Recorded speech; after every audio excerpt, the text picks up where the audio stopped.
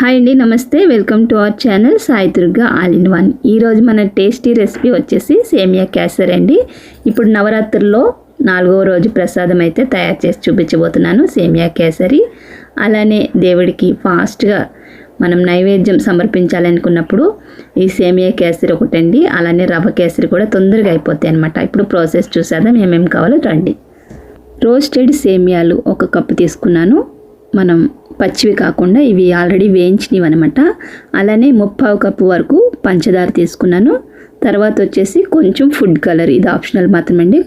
10 కిస్మిస్, 10 జీడిపప్పులు, అలానే కొంచెం ఇలాచీ పౌడరు, యాలకుల పొడి, అలానే కొంచెం నెయ్యి, ఇవన్నీ కూడా తీసుకొని 1-2 కప్పుల వరకు వాటర్ కూడా తీసుకున్నాను. తర్వాత గిన్నె పెట్టుకొని స్టవ్ వెలిగించుకున్న తర్వాత ఇప్పుడు నెయ్యి వేసుకొని మన జీడిపప్పు, కిస్మిస్ కొంచెం లైట్గా వేయించేసుకోండి. మరీ ఎక్కువ వేయించొద్దు, మాడిపోయేంత వరకు లైట్గా వేయించుకొని తీసేసేయండి పక్కకి.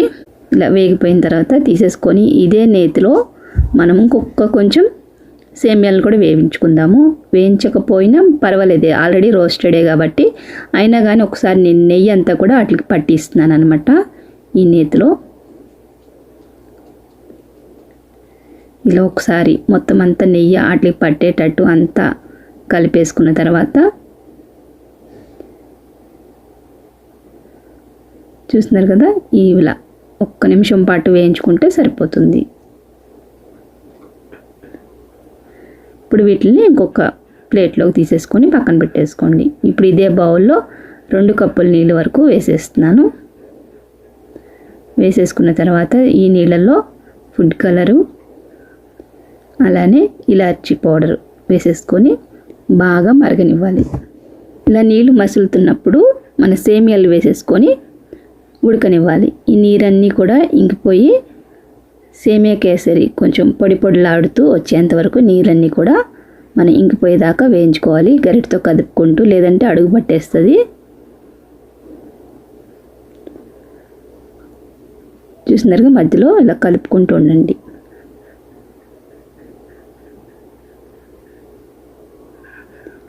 ఇలా కలిపేసుకున్న తర్వాత నీరన్నీ ఇంకిపోయినాయి కదా, ఇప్పుడు దీంట్లోకి మనము పంచదార వేసేసుకుందాం.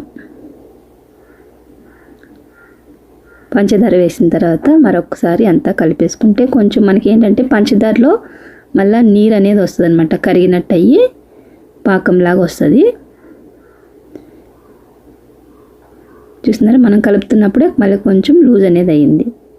ఇలా పంచదార అంతా కరిగేంత వరకు ఇలా ఒకసారి తిప్పుకొని మొత్తం అంతా కూడా, తర్వాత మనం దించేసుకున్నాక ఇంకొంచెం గట్టి పడిపోతుంది. ఇంకా మళ్ళీ అంత లూజ్ ఉండదు అనమాట. చల్లారితే కొంచెం గట్టిగా అయిపోతుంది. ఇంకా స్టవ్ ఆఫ్ చేసేసుకొని దీనిపైన మనం వేయించి పెట్టుకున్న జీడిపప్పులు, కిస్మిస్లు ఉన్నాయి కదా, అవి వేసేసుకోవాలి.